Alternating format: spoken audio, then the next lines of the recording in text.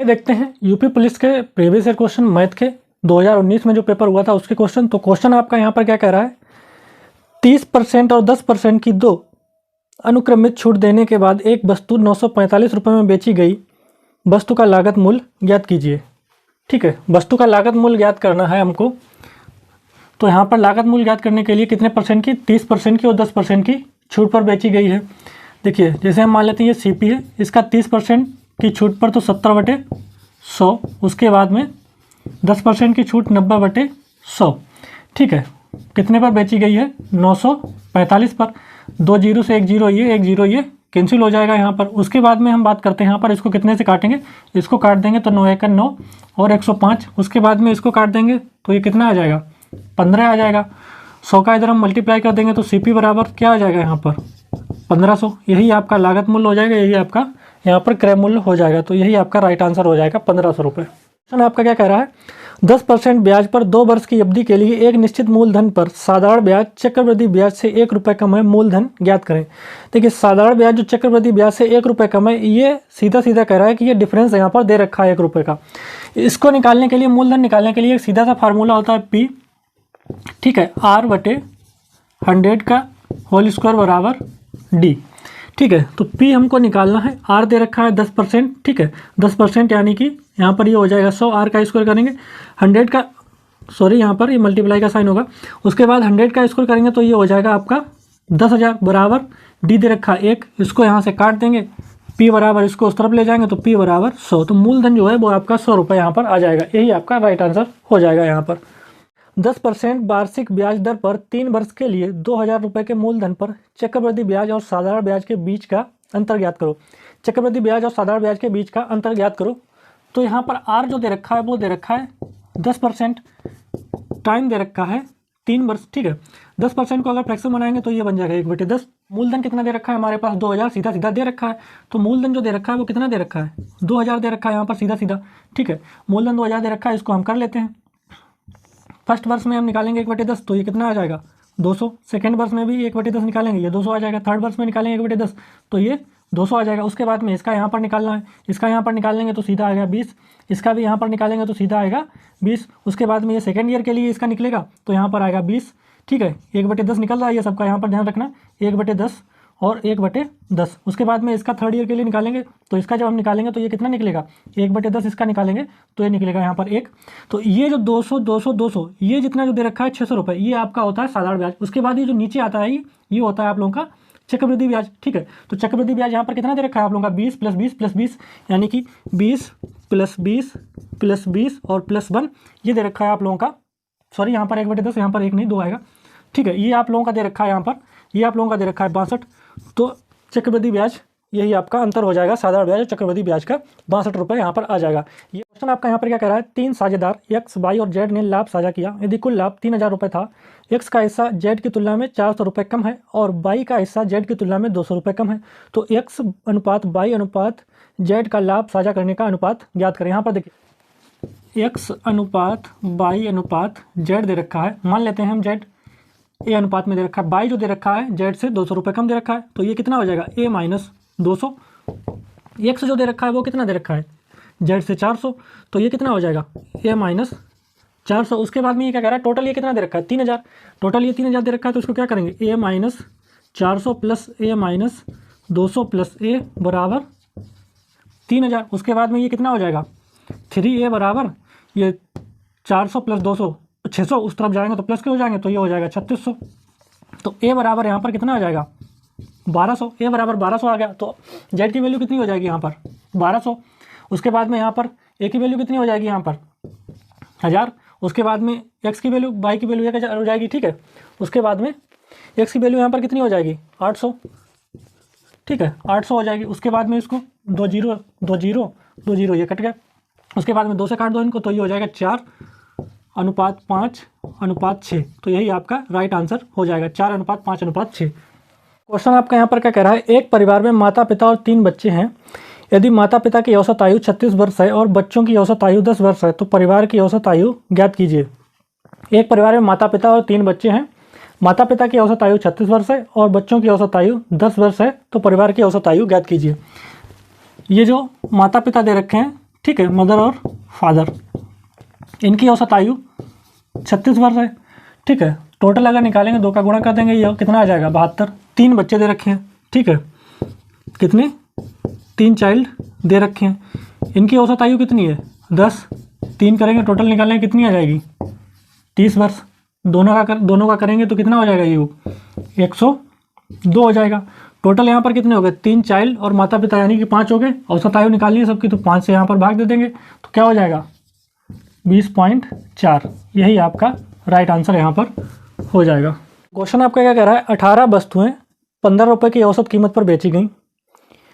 12 वस्तुओं की लागत कीमत प्रति वस्तु 16 रुपये थी। शेष 6 वस्तुओं में से प्रत्येक का लागत मूल्य ज्ञात करें यदि इस लेन देन में कोई भी लाभ या हानि नहीं हुई है। देखिए 18 वस्तुओं का औसत मूल्य था 15, ठीक।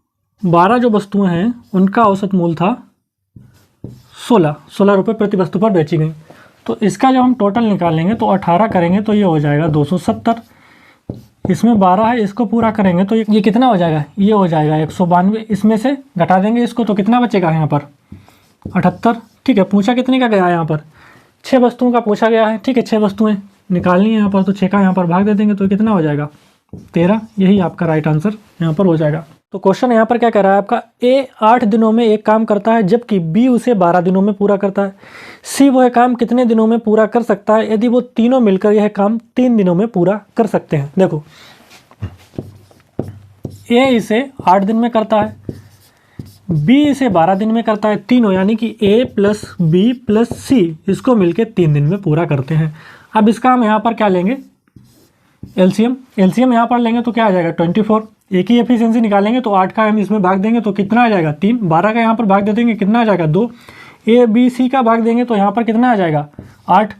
देखो ए और बी की एफिशिएंसी कितनी है कुल टोटल 5, ए और बी और सी तीनों की कितनी है 8। तो 8 में से हम 5 को कम कर देंगे तो सी की एफिशिएंसी निकल के आ जाएगी। सी की कितनी निकल के आ जाएगी 3। अब पूछ रहा है सी अकेले कितने दिन में ये काम कर सकता है, तो 24 में हम भाग दे देंगे 3 का तो ये कितना निकल के आ जाएगा 8। तो सी अकेला जो है वो 8 दिन में काम कर सकता है। यही आपका राइट आंसर हो जाएगा। यात्रा पर गया एक आदमी पहले 120 किलोमीटर 60 किलोमीटर पर आवर की गति से और अगले 120 किलोमीटर 80 किलोमीटर पर आवर की गति से तय करता है। यात्रा की औसत गति क्या है। तो एवरेज स्पीड निकालने के लिए हम क्या करते हैं, एवरेज स्पीड निकालने के लिए हम करते हैं कुल दूरी बटे कुल दूरी में लगा समय। तो कुल दूरी कितनी है 120 से 120 कितनी हो जाएगी 240। समय कितना लगा उसको 120, समय 60 कर देंगे। उसके बाद में कितना समय लगा अगला 120 में 80। उसके बाद में इसको काट देंगे 2 से कट जाएगा, इसको काट देंगे तो ये हो जाएगा 3, ये हो जाएगा 2। इसको करेंगे तो कितना हो जाएगा 240। ये हो जाएगा 2 दूनी 4 प्लस 3 7 बटे 2, तो 2 ऊपर आ जाएगा 7 नीचे आ जाएगा। इसको काट देंगे तो ये आपका आंसर हो जाएगा 68.56 किलोमीटर पर आवर। यही आपका राइट आंसर यहाँ पर हो जाएगा। 2 कारों की गति का अनुपात 10:11। यदि पहली कार 10 घंटे में 500 किलोमीटर की दूरी तय करती है तो दूसरी कार की गति क्या है। देखिए अनुपात जो दे रखा है, स्पीड का अनुपात दे रखा है पहली कार और दूसरी कार का 10:11 दे रखा है। 10 घंटे में वो 500 किलोमीटर दूरी तय करती है तो 1 घंटे में 50 किलोमीटर की दूरी तय करेगी। तो ये 50 किलोमीटर बराबर किसके अनुपात में दे रखा है 10 के अनुपात में, ठीक है। तो 10 का यहाँ पर क्या दे रखा है 50 दे रखा है, कितने गुणा हो रहा है 5, ठीक है। तो 5 का यहाँ पर सीधा सीधा हम गुणा कर देंगे तो कितना हो जाएगा 55। तो यही आपका दूसरी कार की गति हो जाएगी 55 किलोमीटर और यही आपका राइट आंसर हो जाएगा। पर क्वेश्चन क्या कह रहा है 9 सेंटीमीटर रेडियस वाला एक गोला 3 सेंटीमीटर रेडियस वाले सिलेंडर के रूप में डाला जाता है। सिलेंडर की ऊंचाई ज्ञात करें। तो यहाँ पर देखिए क्या कर सकते हैं, जो हमारे पास गोले का वॉल्यूम है कितना दे रखा है 4/3 पाई आर क्यू। इसमें अगर हम भाग दे देते हैं किसका सिलेंडर के वॉल्यूम का, ठीक है, तो हमारे पास आंसर सीधा सीधा आ जाएगा। तो इसमें अगर हम सिलेंडर के वॉल्यूम का भाग देते हैं, ठीक है, या तो हम इस तरीके से भी लिख सकते हैं सिलेंडर का वॉल्यूम क्या होता है पाई आर स्क्वायर एच। पाई से पाई यहाँ पर कैंसिल हो जाएगा। उसके बाद में क्या बचेगा एच बराबर हमारे पास यहाँ पर बचेगा 4/3 गुणे में क्या आएगा हमारे पास आर क्यू। आर कितनी दे रखी है इसकी गोले की त्रिज्या कितनी दे रखी है 9 × 9 × 9। उसके बाद इसकी त्रिज्या कितनी दे रखी है 3 × 3। 3 3 का 9 से ये कट जाएगा, ठीक है। उसके बाद में 3 त्रिका 9 ये कट जाएगा, उसके बाद में इसको करेंगे तो कितना होगा, h बराबर 108। यही आपका राइट आंसर यहाँ पर हो जाएगा। सबसे छोटी संख्या क्या होती है, ठीक है, 4 अंकों की सबसे छोटी संख्या ये होती है। इसमें हम किसका भाग देते हैं, इसमें हम भाग दे रहे हैं 6 से विभाजित करेंगे तो यहाँ पर करिएगा, इसको 6 से विभाजित करिएगा, ये क्या हो जाएगा, बाद में 4 0 36, शेष यहाँ पर कितना बच रहा है, हमारे पास 4 बच रहा है। तो 4 में हम कितना ऐड करें जो 6 पूरा पूरा डिवाइड चला जाए यहाँ पर। 4 में अगर हम +2 कर देंगे, 4 में अगर हम +2 कर देंगे तो पूरा पूरा यहाँ पर डिवाइड चला जाएगा, ठीक है। तो शेष हमारे पास कितना बच रहा था 4, तो हमें 2 की और जरूरत है एक्स्ट्रा, तो यहाँ पर 2 कर देंगे तो ये कितना हो जाएगा 1002। ये क्या होगी, ये संख्या जो होगी वो आपकी 6 से पूरी डिवाइड हो जाएगी। तो ये क्या होगी, ये 6 से पूरी डिवाइड हो जाएगी, 4 अंकों की सबसे छोटी संख्या। उसके बाद में कह रहा है 11 से डिवाइड होने वाली 5 अंकों की संख्या। 5 अंकों की छोटी संख्या क्या होती है, 5 अंकों की, ठीक है, ये हो जाएगी 5 अंकों की छोटी संख्या, ठीक है, 1 लाख। इसमें हम क्या करते हैं 11 से डिवाइड करते हैं, इसमें भी 11 से डिवाइड कर लो, इसमें भी 11 से डिवाइड कर लो, तो क्या हो जाएगा। अब हमको यहाँ पर कितना ऐड करना है जो यहाँ पर 11 बन जाए, यहाँ पर कितना ऐड करना है जो 11 बन जाए, 11 से पूरा डिवाइड चला जाए। यहाँ पर अगर हम 10 और जोड़ दें तो ये 11 बन जाएगा और पूरा डिवाइड यहाँ पर चला जाएगा। तो यहाँ पर प्लस हम 10 कर देंगे, यहाँ पर प्लस 10 करेंगे तो ये क्या हो जाएगा, ठीक है, 1,10,000 हो जाएगा। ये जो संख्या है ये पूरी किससे डिवाइड हो जाएगी, 11 से डिवाइड हो जाएगी।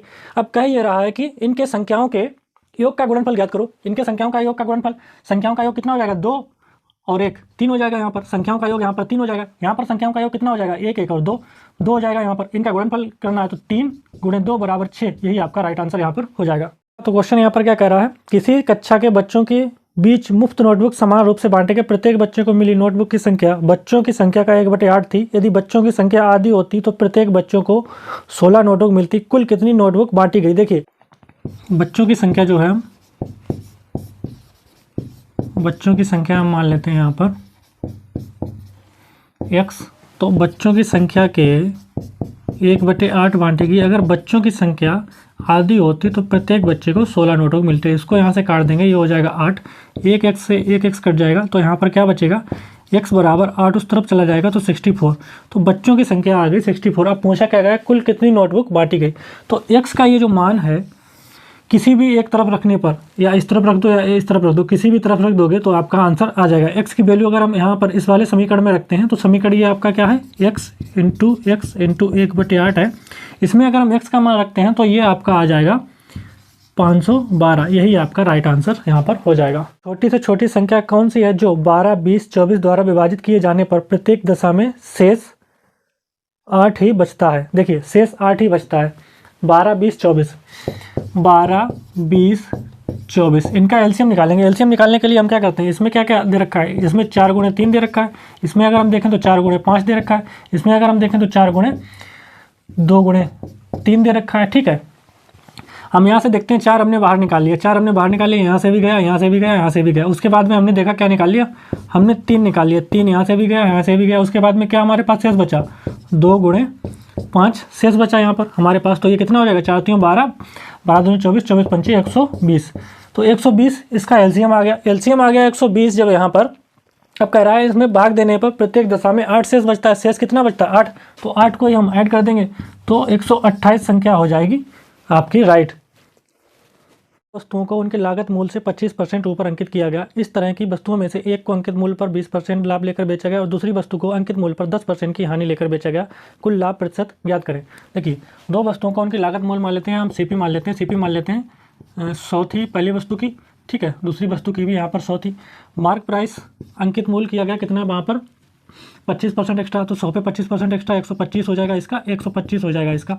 अब कह रहा है मार्क प्राइस पर 20% की छूट देके, मार्क प्राइस पर इसमें 20% की अगर हम यहाँ पर छूट देते हैं तो छूट कितनी बनेगी हमारे यहाँ पर, सॉरी मार्क प्राइस पर 20% का लाभ देकर, तो मार्क प्राइस पर 20% का लाभ यहाँ पर दे रहे हैं तो कितनी बनेगी यहाँ पर छूट, तो यहाँ पर लाभ बन जाएगा 25, तो ये कितना हो जाएगा 150 टोटल।